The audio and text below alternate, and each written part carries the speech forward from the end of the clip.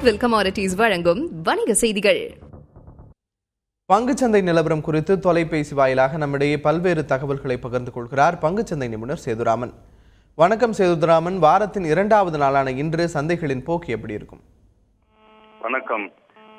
நமது சந்தைகளுடைய போக்கை பார்க்கும்பொழுது நேற்றைய தினம் அந்த வீக் ஃபேக்டரி ஆக்டிவிட்டி டேட்டா மார்க்கெட்ல ஒரு சின்ன ஒரு செட்பேக் ஏற்படுத்துன்னு சொல்லலாம். நேற்றைய தினம் நமது சந்தைகள் பார்த்தோம்னாக்க கிட்டத்தட்ட ஸ்லீப்பஸ்ட் டிக்ளைன் சொல்லலாம் மோர் தென் மந்த். ஸோ மெயினா இது நம்மளுடைய ஃபேக்டரி டேட்டா மட்டுமல்லாமல் சைனாவுடைய ஃபேக்டரி டேட்டாவும் வீக்காக இருப்பதுதான் முக்கிய காரணம்னு சொல்லலாம். அதுபோல நாளைய தினம் யுஎஸ் ஃபெடரல் மீட்டிங்ல இன்ட்ரெஸ்ட் ரேட் வர இருக்கு. அதனுடைய இம்பாக்ட் மார்க்கெட்ல ஒரு பெரிய அளவுல ஒரு ரியாக்ஷன்ஸை கிரியேட் பண்ணும் அப்படின்ட்டு நம்ம எதிர்பார்க்கலாம்.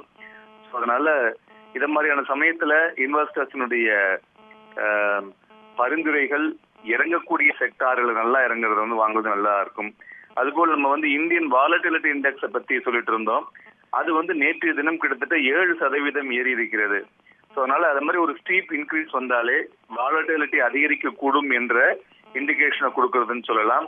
நாளைய தினம் வரக்கூடிய ஃபெடரல் இன்ட்ரெஸ்ட் ரேட்டினுடைய டெசிஷன் இருந்தாற் போல் மார்க்கெட்ல மார்க்கெட்டினுடைய வாலட்டிலிட்டி அதிகரிக்கக்கூடிய வாய்ப்புகள் அதிகம் இருக்கும்.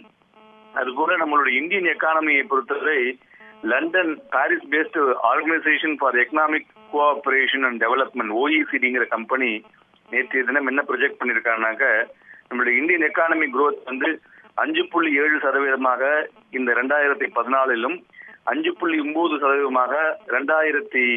2015 இருக்கக்கூடும் என்று அவர்கள் கணித்திருக்கிறார்கள். இது வரவேற்கத்தக்கதுன்னு சொல்லலாம். மறுபுறம் மூடி ரேட்டிங் என்று சொல்லக்கூடிய கம்பெனி நம்மளுடைய பிஸ்கல் டெபிசிட், இன்ஃபிளேஷன் மற்றும் வீக்காக இருக்கக்கூடிய இன்ஃப்ராஸ்ட்ரக்சர் அதனாலதான் இந்தியாவினுடைய குரோத் ஹடல் இருக்கு அப்படிங்கிற மாதிரி சொல்லியிருக்காங்க.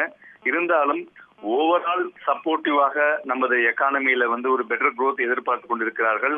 அதுபோல எஃப்ஐஎம் ஃப்ளோ பார்த்தோம்னாக்க பாண்ட் மார்க்கெட்ல ஈக்விட்டி மார்க்கெட்டை விட அதிகம் கொண்டிருக்கிறது. இது குறிப்பிடத்தக்கது.